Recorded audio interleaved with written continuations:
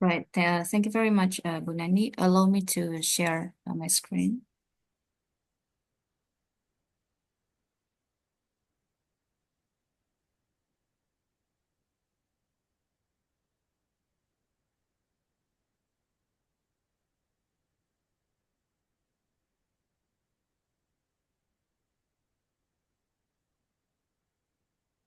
Right. Bismillahirrahmanirrahim. Alhamdulillahirrahmanirrahim. Wassalatu wassalamu ala asyrafil anbiya wal mursalin wa ala alihi wa sahbihi ajma'in. Amma ba'd. Thank you very much. Assalamualaikum warahmatullahi wabarakatuh. Waalaikumsalam. And good afternoon, Bapak Ibu, and good afternoon, everyone. Yeah, because we are not only expecting lecturers in this forum, but also students, yeah, Pak Hanung. Yeah, Pak Hanung, yeah. Yes. Yeah, not only lecturers, not only teachers, but also students, yeah, in this forum, for us to be able to share the knowledge widespread. So, Bapak Ibu, or everyone, it's truly a pleasure for me to be here today. I'd like to share a topic that plays an important role in our classrooms, but somehow it is often overlooked, which is instruction checking questions. Of course, in our classrooms, we all want our students to understand instructions, right? But the question is, how do we really confirm their understanding? So, before I dive into today's discussion, I'd like to start by hearing from you your experience. I want you to reflect, or you can imagine you're in the middle of your class. You're about to give an important task. You explain the instructions, and before students begin, you ask a question to check if they understood. So, if you can, would you like to type in the chat box? What do you usually say when you give instruction, and then you have given the instruction, and then you want to check the student's understanding? So I want you to write in the chat box. All right, do you have any question? Okay. Can we see more?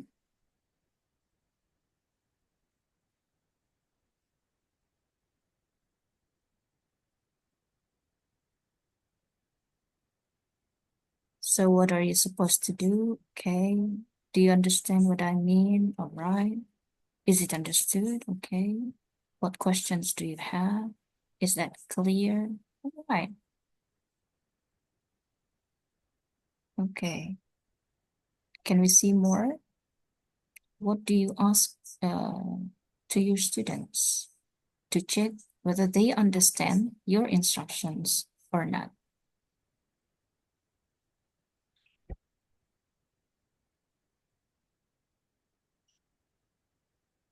Right, we have more. So what are we going to do? Okay, good. Thank you very much, everyone. Now, so great, yeah. So let me ask you this: when you ask those questions to your students, how do they respond?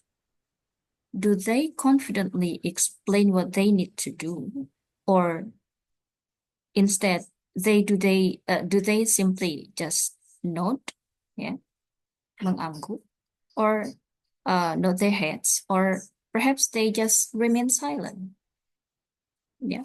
So this is exactly why we are here today, because by understanding instruction checking questions, we believe that instruction checking questions can transform the way we give instructions and ensure that our students don't just hear us, they don't just listen to the instruction and then just remain silent, but they understand us.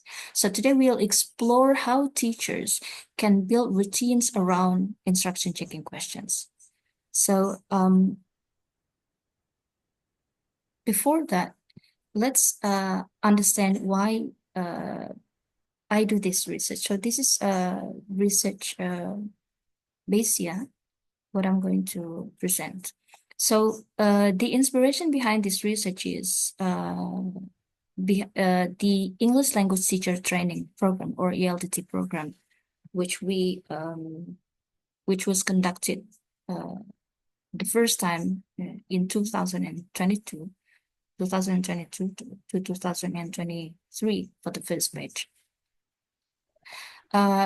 It's a professional development initiative sponsored by the Regional English Language Office, or RELO. So the program was conducted by World Learning and used the ELTeach online module developed by National Geographic Learning, which was authored by Donald Freeman, Professor Donald Freeman and Katz. So I believe that many of you may be familiar with or have participated in this training. So the ELTT program's main objective was to help teachers use English effectively in their classrooms. So help English teachers to use English effectively in their classroom. Not just speaking English, but using it in ways that improve student engagement and learning. So one of the significant component of the ELTT program was English for teaching. So there are two parts. Yeah, there are two parts: English for teaching and professional knowledge. So what I'm going to talk about here is the English for teaching, which emphasize the practical use of English in the classroom. So this included how to give clear instructions, manage classroom activities, and check students' understanding effectively. It's part of the content of the material. So I want all of us to think about this. When we use English in class, it's not just about what we say, but how we say it, because our language shapes our student engagement. If our instructions are vague, not clear, students become confused, of course.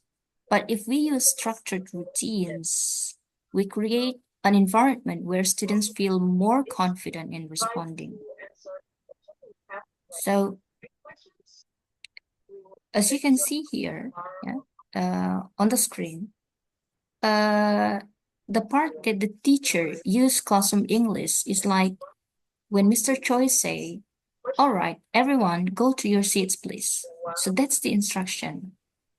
The teacher asks the students what to do, and then the student responded. Yeah, and then when he says, "Please speak louder, Mireille," yeah, Mr. Choi asked the student to speak up so that the class can hear. And then when the student responded like, do you like to play tennis? Yeah, it means that the student use English, the general English, yeah, to ask and answer questions, or to talk about what they like to do outside the class, as the teacher instructs to say. And then also there is a language of feedback, yeah, a language of feedback that you can see here. When the teacher gives students positive feedback and tell the students it's over, the class is over. For example, "Okay, very good. Please sit down. Okay, good. Yeah, good job, everyone." So this is part of the English for teaching. Yeah. So why is English for teaching? Why do we have to learn English for teaching? Why do we have to know English for teaching? It is because English for teaching is a specialist language. It's not just general English. It's not the same as general English.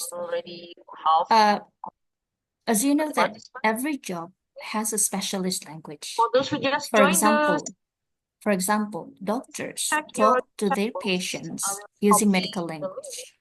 Lawyers use legal language in law courts. Airplane pilots, for example, use aeronautical language when they fly airplanes. So do the teachers.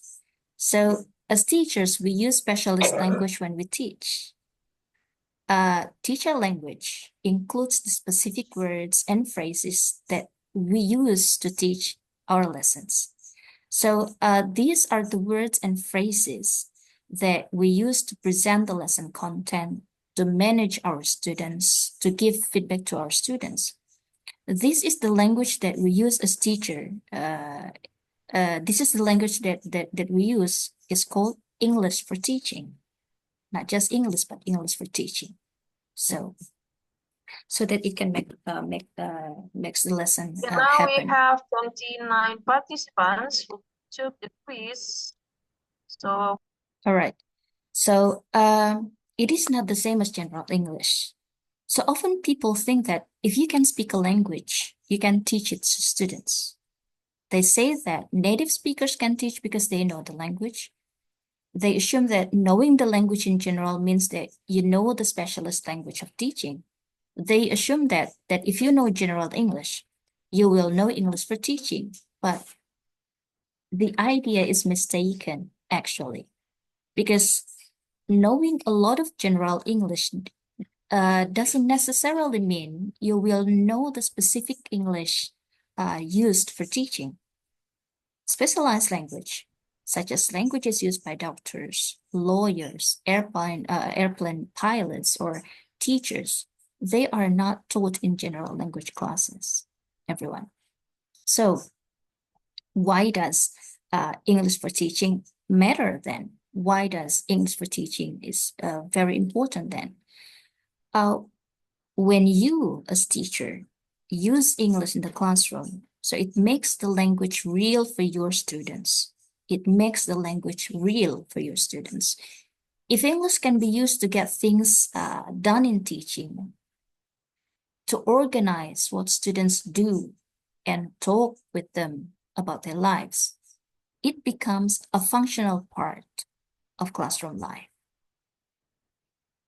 So there's the function of the language there. So this shows that it can be used, English for teaching can be used to do other things in the world. So in this way, in your classroom, you are making the English classroom part of the world, part of your students' life. Yeah. So that's why we need to know this English for teaching. So talking about the ELTT program, back to my research context, yeah. At the beginning of the program, one major challenge that the program identified was that many teachers, the participants of this program in my area in Southeast Sulawesi, they struggled with checking students' understanding effectively. Often they relied on generic questions like, do you understand? Yeah. Mostly we ask our students at the end of our presentation or before doing the activity, we ask, do you understand? Or is there any questions? Which, as we just discussed, it's a generic question. They don't really confirm understanding. This kind of question, do you understand? Or any question, they do not really confirm understanding. Yeah. Because most of the time we'll meet students with, they just remain silent. Yeah. So one of the key lessons that resonate with the Madrasah teacher in my research was how to effectively ask ICQs, because they come up with the lesson in this part, instruction checking question, checking students' understanding, which in the module, they learn that effective instruction checking questions are short and simple. Yeah. Instruction checking questions require more than just yes or no answer. And instruction checking questions are directly related to the task at hand.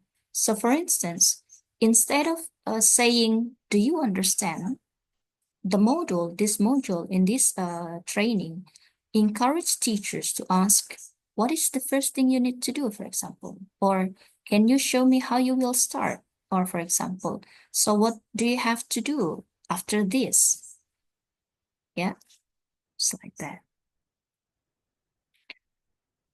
So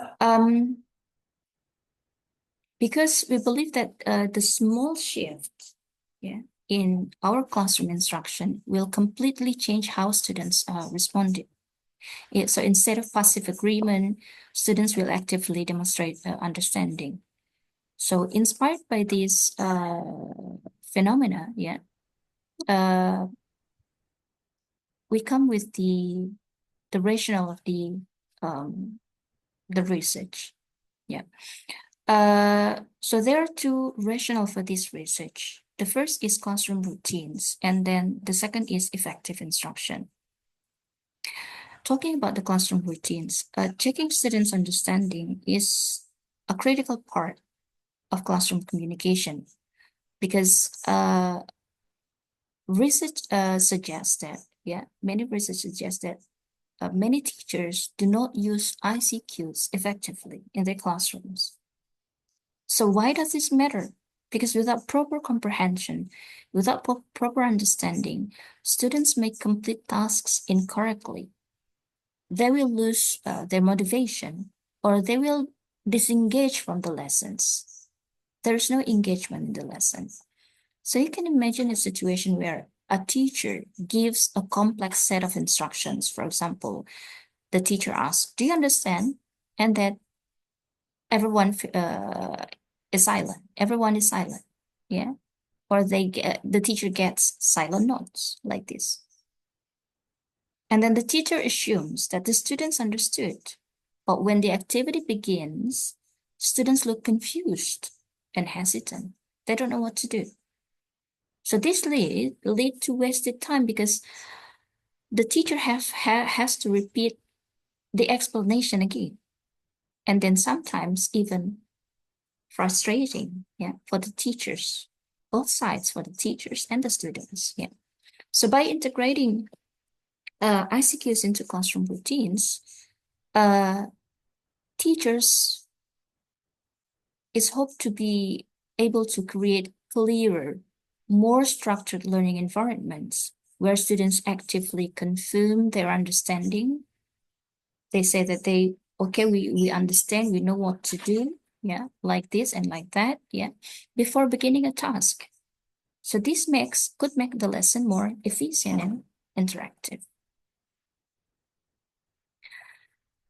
So having a look at the rationale, this is the frame of the study. The study focuses on two major aspects. The first is how teachers use ICQs before and after training. Yeah. Why do we need to see this? Why I need to see this at that time during my research? Because by checking in, yeah, when giving instruction for an activity, teachers need to check students that they understand, yeah? Not just saying that we understand, but actually they don't understand. Yeah, teachers need to ensure that the students are engaged in a positive environment. And then the second is how the teachers develop the routines in language classroom to make the ICQs, for example, or other instructions a consistent part of their teaching. Yeah. So rather than seeing ICQs as one-time check, yeah, what I view in my research is it is part of integrated routines, something that becomes second nature routine or second nature for both teachers and students. That's what I wanted to see. And then because when ICQs are systematically used and then students learn to expect them, students learn to engage with them, and then student will respond thoughtfully and actively. Yeah. So these are the two research questions that I formulated to guide my study. The first is, what type of ICQs did teachers use before and after ELTT program? The second is, how do teachers build routines for checking student understanding throughout the program?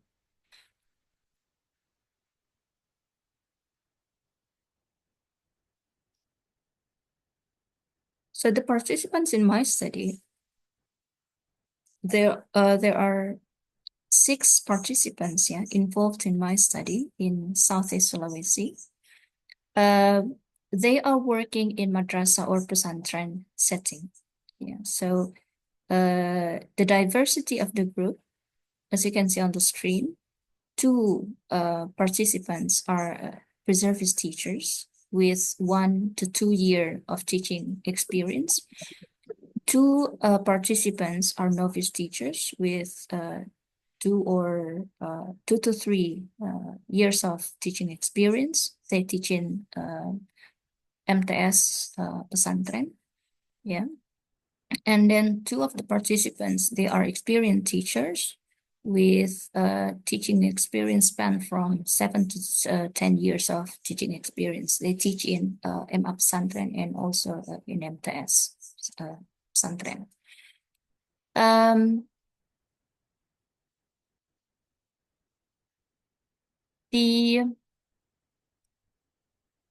The practical thing that I found from the lesson, the English for Teaching lesson, what stimulated me to do this research. What I show you on the screen is part of the lesson, part of the module, which shows the participant the lesson in which they can build their awareness, but that apart from asking, do you understand? Or apart from asking any question, those 2 common questions, they can ask variety of questions specifically. For example, they can ask, do you understand the instructions? But they can also substitute the question like, do you understand how to play the game? Not only the instruction, but they can say, how do you understand how to play the game? Or they can say, teacher can say, do you understand what you have to do? Or when it comes to reviewing, for example, teacher can say, let's review the instructions together. Not just let's review the instruction, but let's review the instructions together. So the feeling of, the sense of togetherness come to the students. Instead of asking, are there any questions? Teacher can ask, are there any questions on the exercise? So particularly on the exercise. Instead of asking, do you have a question? The teacher can ask, do you have a question about the activity? Do you have a question about this text? Do you have a question about this,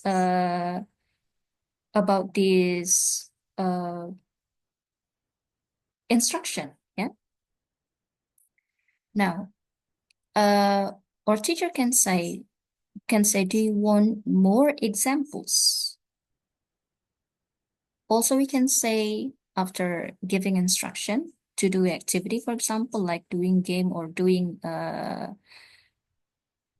number head together, for example, in the activity number head together or jigsaw, before asking them to act out, we can check their understanding. So what are we going to do? What are we going to do first? What are we going to do next? When they respond, and then we can be sure that they understand or they still in confusion. Right. So to answer my research questions, I used qualitative method. I used the mini survey. The mini survey, it's kind of, I put it in Google Form, asking the participants to choose the instructions they use the most before the program, and then after the program, I ask them to complete the survey again, yeah, the same survey, and then see the difference, yeah. What kind of instruction checking question they use before, they use most before, and then use most after the program. Then also, I collected the data from their reflective teaching notes, yeah. Also, at the end of the program, I asked them to sit together, having the focus group discussion with them, yeah. So as you can see that in the reflective notes, yeah, first I asked them to reflect on their first experience of using those kinds of ICQs during the program and after the program, yeah. So it came with 18 notes altogether. And then during the focus group discussion, yeah, I did the FGD with the participants after the English for Teaching module, because in the training there are two modules, English for Teaching and Professional Knowledge. Yeah. So after the first module, I informally talked to the main participants, the 6 participants, and then at the end of the program, I had FGD with almost all teachers participated in the program. Yeah, in the first batch.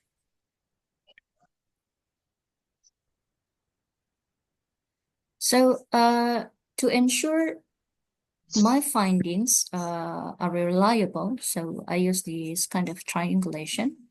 So it means that I maintain the cross-checking data from different sources to confirm consistency.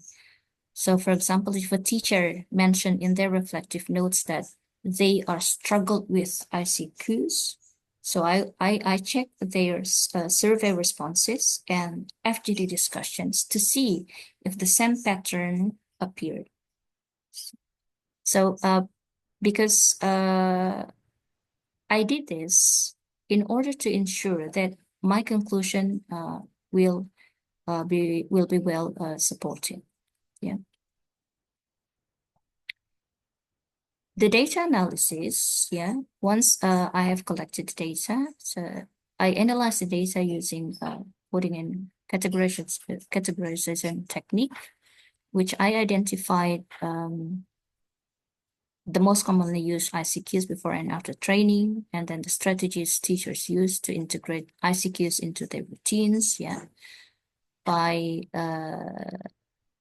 I coded the frequencies of survey scores, and then I did the grounded coding of reflective notes and FGD transcripts, and then I categorized the big categories of for ICQs for the most used and the least used, yeah, and the strategies through translanguaging or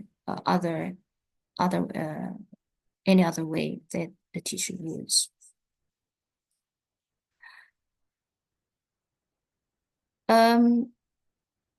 So we come into the finding of the study. In research question 1, I found from the data, yeah, having looked at the data from the survey, the teacher, yeah, the participants in the study, before the program, they mostly used instruction checking questions like, do you have a question? Or are there any questions? But after the training or after the program, they come with a variety of various kinds of ICQs, like, is everything clear? Are there any questions? Still, yeah, the same question with the previous, the before training.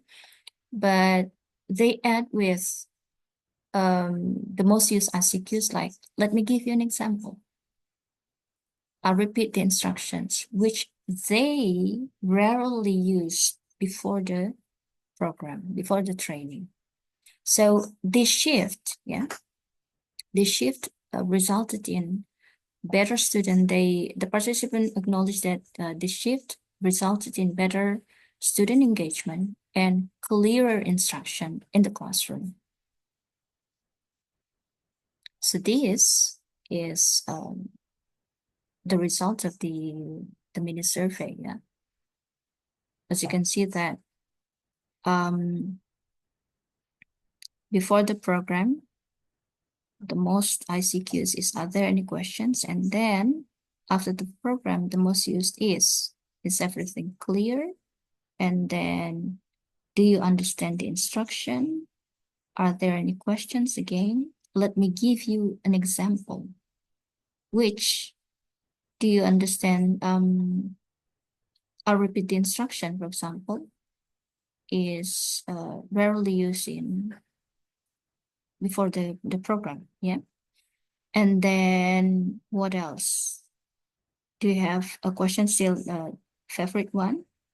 Yeah. But let's see the significant one. Yeah. For example, this one. Do you understand how to do it? Yeah. Do you understand how to do it? It's double, as you can see here. Yeah. Right. So talking about the research question number 1 and number 2. Yeah. How do teachers build routines of checking student understanding? Through my analysis, so I identified 3 key strategies that teachers use to establish consistent ICQ routines. And there are some strategies. The first is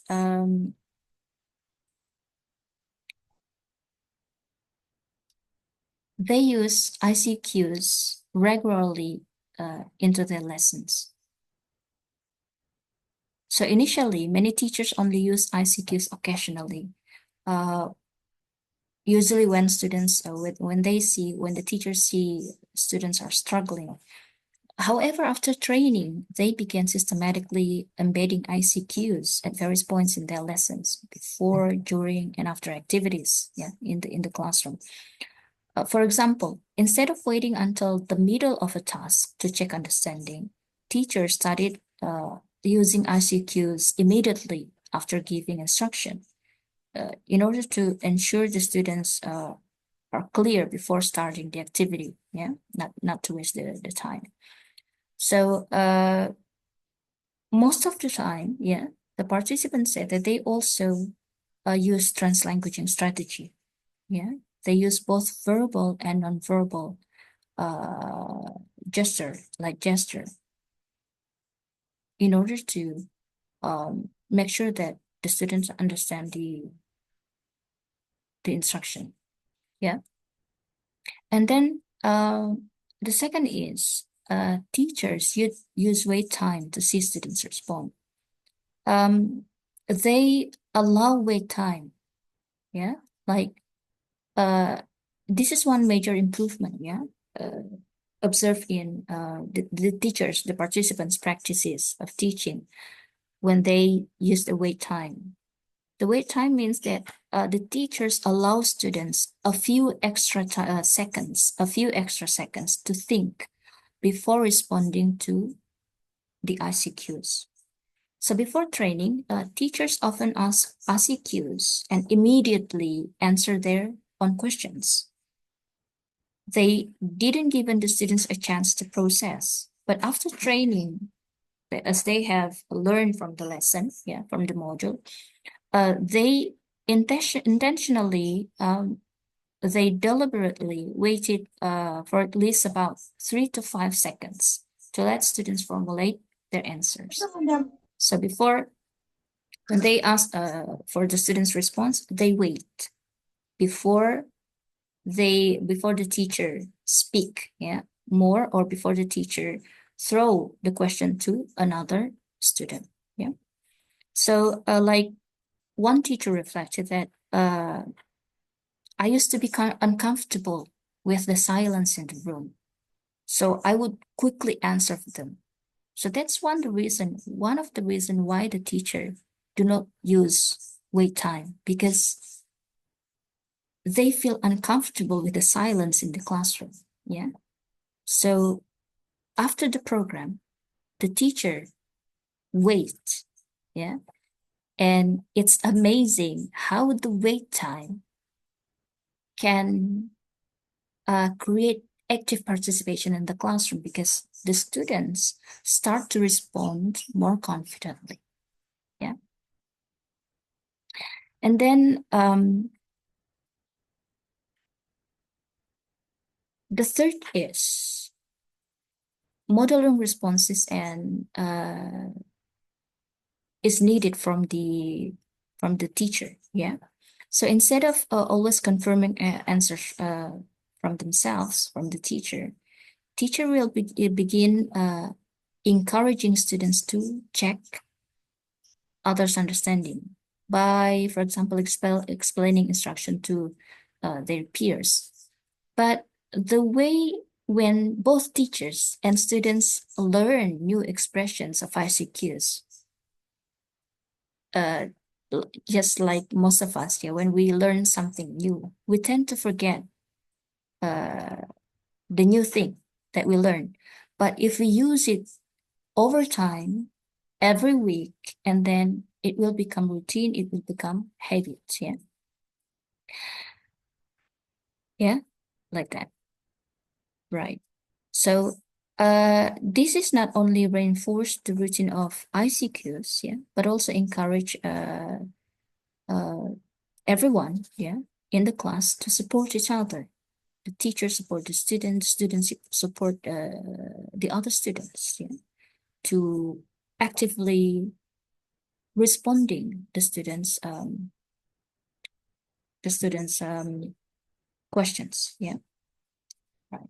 But the participants of this study also acknowledge that they reveal that they need time to build a routine of ICQs used in the classroom. Some of the participants say that it took them about 4 or 5 weeks to be able to make one ICQs or 2 ICQs into routine in the classroom without translating the instruction into Bahasa Indonesia. Yeah. So at the first time of use, for example, the first meeting, the second meeting, the third meeting, the teacher always accompany the instruction, the new instruction, with the translation. Yeah, in Bahasa Indonesia.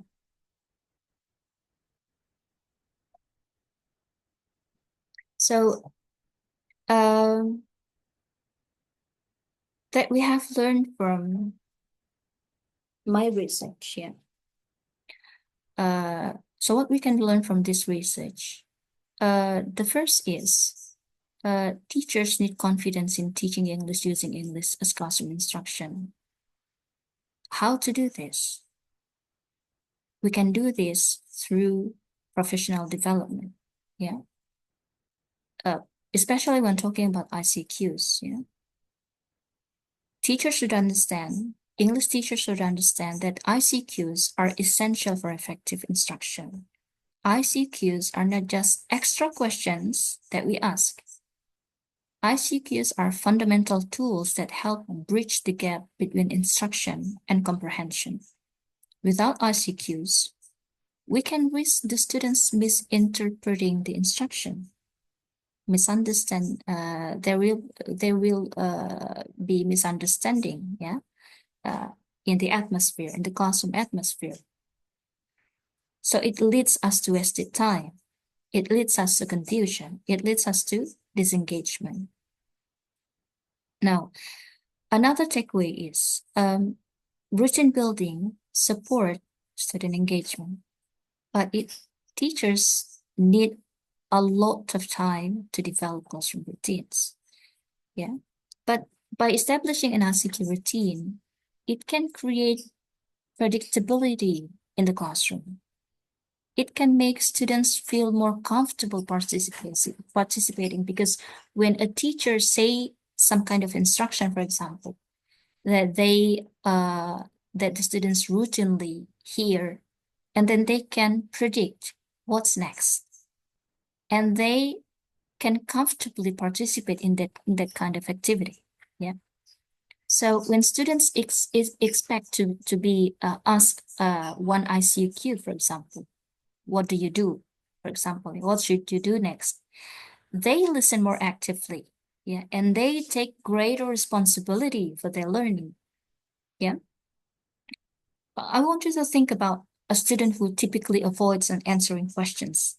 If they know that checking understanding is a regular part of the lesson, they will gradually become more engaged and confident, not becoming an ignorant student anymore. But the point is, we as a teacher, we have to be very, very patient when building this routine, when developing this ICQs routine in our classroom. Yeah. Do not give up. When you see your student do not respond you with the new ICQs at the first meeting, at the second meeting, at the third meeting, do not give up. So the key is the teacher. Do not give up. Yeah. So because ICQ needs to be practiced and refined, but we need strategies. Yeah. So one-time training is not enough. One-time training for the teacher is not enough. So what I do in my class is, when I teach micro teaching, for example, yeah, I use this English for teaching as part of the lesson that the pre-service teachers need to be aware of, that they have to use in the classroom. Yeah, because teachers, pre-service teachers, and the teachers, yeah, the experienced teachers, the novice teachers, yeah, we still need to practice and reflect and refine the use of our ICQs over time. Yeah. And we can see that from how our students respond. And we can encourage teachers to, one way to see the teachers practice, for example, we can record ourselves.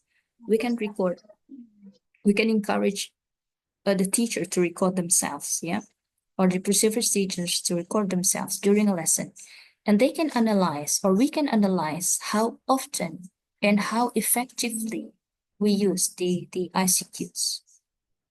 One of the useful strategy as well is peer observation. So teachers, you can ask your peer, your colleague, to observe you, to observe your each other's lesson, and your peer can provide feedback on their on your questioning techniques, for example. And the last is, professional development is crucial. Yeah, because my study shows that the teacher training programs make a difference. It does make a difference. So many teachers in this program initially didn't know how to use ICQs effectively, but after the structured training and reflection, they improved significantly. So what I offer from this research is, schools and educational institutions should continue offering workshops, yeah, training sessions, and peer discussions. I think we can also offer here in IARELTI, yeah, in IARELTI Forum, we can also offer such kind of workshops, yeah, developing teachers' awareness of the use of ICQs in the classroom. So that's the end of my presentation. Yeah. So we come to the end of this session, and I want to leave you with one important question. My question is, how do you check for student understanding in your classroom? And if you want to develop your awareness, what changes can you make to improve it? Yeah. You can write it down. How do you check for student understanding in your classroom, and what changes can you make to improve it? And also, I want to encourage each of you, all of us, yeah, to reflect on our own teaching practice and think about. The first is, how often do I use ICQs in my lessons? The second is, are my ICQs clear, specific, and effective? And the third is, how can I build a routine around checking student understanding? Why I ask you this, to ask yourself these reflective questions, because the small changes we make today can have a lasting impact on our students' learning experiences. Thank you very much. Wassalamualaikum warahmatullahi wabarakatuh. Waalaikumsalam.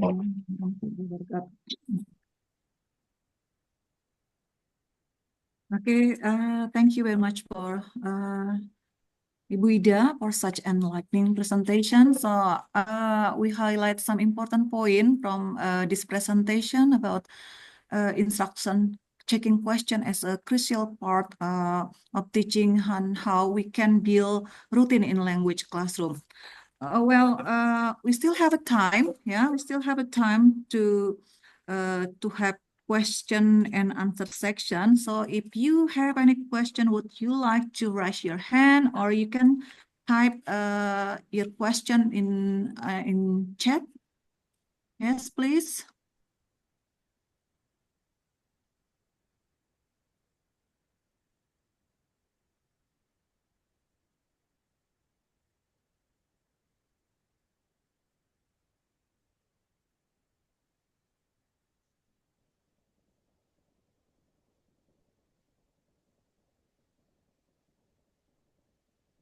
Okay, if some of you forget or confused about ICQ as an abbreviation, it's from informational checking questions, yeah, because many times Ibu Nani say ICQ, and some of you may not come early and not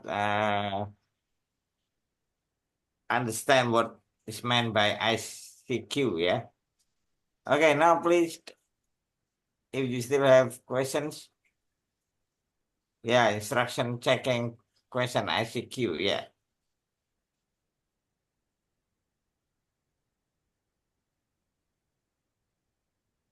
Okay, anyone? Yeah, or does anyone have any experiences when asking questions to students? Do you understand? And then the class fall into silence, for example. Yeah. Pak Hanung, Mbak Ida, Oh Bu yeah, Nani. Prof. Dian, yes. Yeah, okay. Assalamualaikum, Prof. Yeah, thank you, Mbak Ida, for discussing the topic. Yeah. Based on my experience in my morphology class, I asked the students to work on a project to make a morphological analysis. So in a direction, there are several steps that they have to do in completing the project. So I explained, okay, let me on my camera first. Okay, can you Thank you. see me? Sure, lovely. Yeah. Okay. So I explained the several steps for them to complete the project. So the first one is they have to find a text, and then the second read the text, and then identify the inflection and derivations in the text, and then highlight inflection in green, highlight the derivation in red, for example, and then categorize them and then fill the tables that I provided for them according to the type of inflection or derivations. And I explains all the steps. And then I asked them, do you understand the steps? And then is everything clear? And then most of them answer yes. All right. Most of them answer yes. But when I ask, what should you do first? And then some of them get confused. So Okay. they don't really get the point that they have to find the text on their own topic, and then their work will be based on the text. So each students should have different topic of the text, and then most of them yes, answer yes. But when I check one by one, each step, so some of them get confused. So Alright. Bu Ida, Okay. I really need your suggestion. What are the strategies? Yeah, what are the strategies for the teacher and for me to make a clear or effective ICQs for the students? Mhm. Bu Nani, are we waiting for another question, or Okay, can we just answer it? okay. I think you can directly answer the question with that. All right. So interesting experience, Prof. Dian, yeah. I Yeah. think that happens all the time in our classroom. So that's why yeah, that happens all the time also in my classroom before joining this ELTT program, actually. Yeah. We give the students long instructions, yeah, written and orally, yeah, right? And then when we ask, do you understand? Yes, we understand. We do understand. And then when they submit their assignment, and then we get confused. No, this is not what I mean. And then we ask them to redo the assignment, the task, right? What I found as practical thing is, for example, when I give them written instruction, and then I ask them which part that you don't understand, please let me know. Yeah. And then they will ask, ma'am, what about this one? What about this step? What about this step? They will ask. And then, like we communicate mostly after pandemic online based, yeah, in WhatsApp, for example. And then I encourage them to ask, WhatsApp, yeah, not to private message me, for example, so that everyone will see, everyone will know each other's confusion, yeah, like that.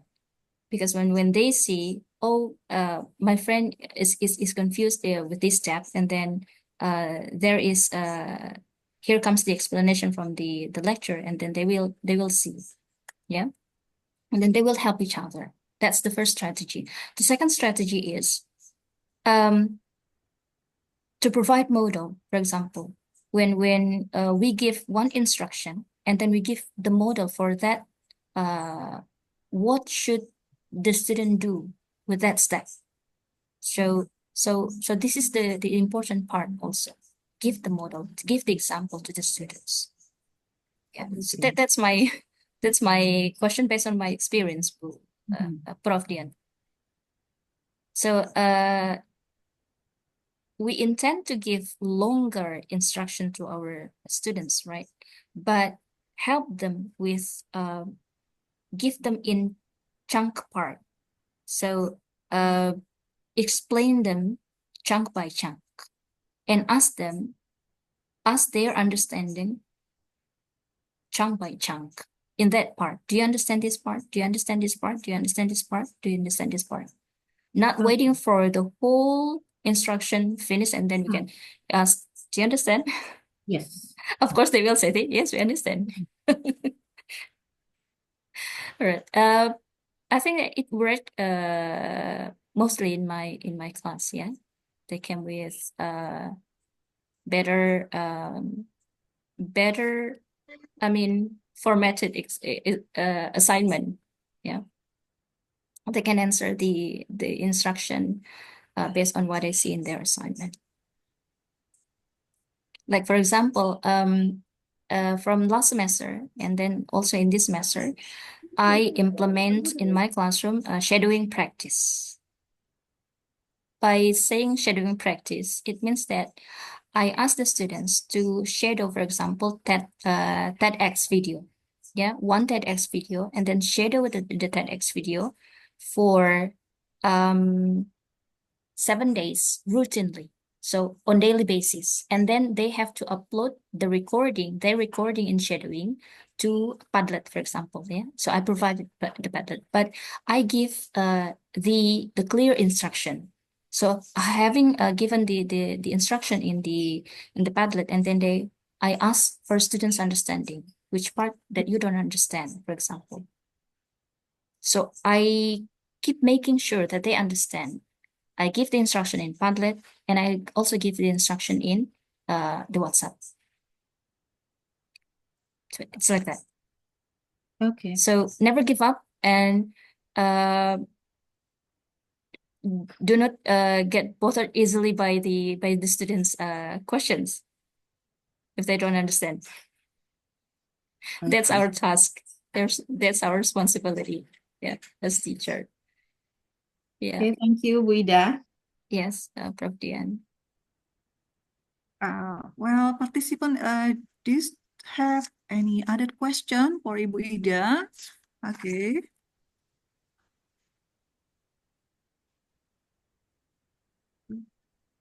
Bu Ida, you just talk about some strategies, yeah, using verbal and non-verbal language. Yes. Maybe Yes. if you can show us how can we combine verbal and non-verbal language for to improve our instruction checking question. Yeah. For verbal, for example, if based on our experiences, yeah, and based on the participant experiences, when implementing or when using the ICQs, one ICQs or two new ICQs for the first time in the classroom, it takes time for students to get used to the new term, the new phrases, the new instruction, right? So when the participants, or when I use the new expression or the new instruction, and then sometimes we find helpful by using our gesture, for example, using our gesture. So, or most of the time we use translanguaging. By translanguaging, I mean we use both bahasa English or sometimes we switch into bahasa Indonesia, right? Yeah. So that's a strategy.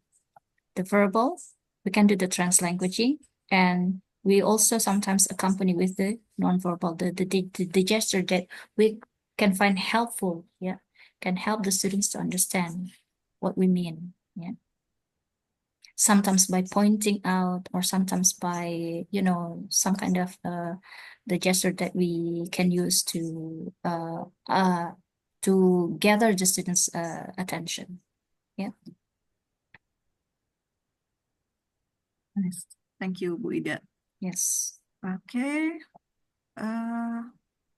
It is 3 o'clock and 11 in Banjarmasin, and also the same as in Kendari, ya, Bu Ida? Yes, it's 15:11 and it's azan now. Okay, if there is no other question, or is there anything that you need to say, Bapak Hanu? Yeah, okay.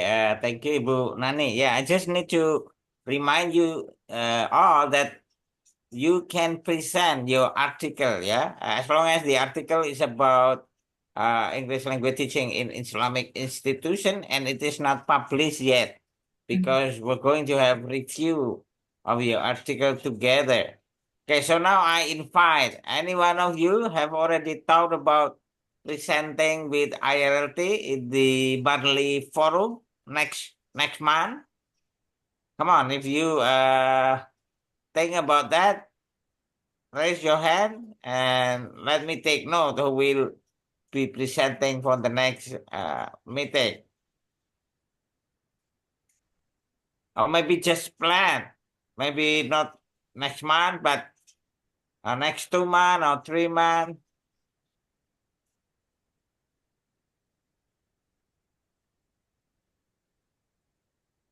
Yeah, okay. We will be waiting for your initiative, yeah? We have one more question from Julhijjah. Bu Ida, I give the time back to you, and maybe after that we can wrap up this monthly forum today. Thank you. Assalamualaikum warahmatullahi wabarakatuh. Assalamualaikum warahmatullahi wabarakatuh. Salam. Okay. Here is the question, Ibu Ida. How can we as Yes. teachers or Mhm. lecturers provide instruction in English to our students so that they can understand if their English skill are still not good enough? And then how to keep their class interesting in the eyes of the student? Yeah. Okay. Okay. Thank you very much. Very good questions, yeah, from Madrasah. My answer is, how can we teachers or lecturers provide instructions in English to our students so that they can understand? Of course, we have to have the knowledge of English for teaching first. We have to have the knowledge of English for teaching. So that's why we have to learn various of instruction that we can use, how to manage the class, what kind of language, what kind of English that I have to use when I want to manage my classroom, when I want to do grouping, for example, when I want to give feedback to my students. So we have to know the knowledge, which English that we should use, yeah, which English that we should use. Because sometimes, most of the time, I found one of the struggle of our preservist teachers is using the instruction, the proper instruction in the classroom. Why? Because it's not on the book. It's not on the it's not on our course, right? They learn teaching English for TEFL, for example. They learn any other courses, for example, but it's not about English for teaching. It's about pedagogy. It's about the teaching knowledge, not the phrases, yeah, that they should use when do the classroom work, when they give instruction, when they give feedback, yeah, in English. So how to keep the class interesting to the eyes of the students? Of course, by implementing the English for teaching, yeah, on routine basis. We have to develop the routine. Of course. At first, it is very, very difficult for students to understand, especially with low-level students, right? Because most of us will desperate and say that, oh, my students are not good. They don't understand English at all. I cannot expect anything from them if I speak in English. So that's from me. Yeah. So we have to learn English for teaching. Well, Pak Hanung, as a president of the IARELTI, I think can we offer some kind of meeting for anyone who are interested to learn English for teaching? Yes, certainly, Ibu Ida. Yes. Maybe if we have enough participants, then we can organize this kind of training online one day. Yeah. So let us see how interested are you with this classroom language. Yeah. And write things about your interest on our WhatsApp group as well. So any kind of interest related to English language teaching in Islamic institution. So then maybe we can do a lot with that topic. We can do something more, something deeper with that topic. Yeah, basically we're very open to discussion. We're very open to suggestions from all of you guys, members of IRLT. Use our WhatsApp group as ways of communication. Yeah. Thank you for the initiative, Bu Ida. Yes. Yeah. So that's the end of our session ya, Pak Hanung ya. Yes. Okay, thank you once again to Ibu Dr. Sitti Nurfaidah for your insightful presentation. Thank you very And much. also thank you for everyone, Bapak Dedi, Bu Dian, Anung, of course. Okay. We hope today's session has been informative, inspiring, and we look forward to seeing you at the next monthly forum, next 3 months. And have a great day. And let's close this by saying Hamdalah together. Alhamdulillah. Alhamdulillahirrahmanirrahim. Probably we Okay. can have we can take picture, Bu Nani. Yes, of course. Okay. Before we end, let's take a group photo, Bapak Ibu. Okay, I will. Yeah. And don't forget to fill in the form for the certificate, yeah? Yeah, so we have provided the link of presentation today. So you can fill your name and then you will get a certificate, remember. Okay. Okay, I will count. Yes. 1, 2, 3. Yay. Okay. Thank you, Bapak Ibu. Thank you Bye. very much. Thank you Assalamualaikum. very much. Thank you, Pak Hanung. Thank you, Bu Nani. Prof. Dedi, Prof. Dian, Bu Witri, Ya, Mbak everyone. Idri. Thank you for Bu Nani, everyone. Bu Ida. Thank you very much. Pamit. Thank you. Pamit. Thank you.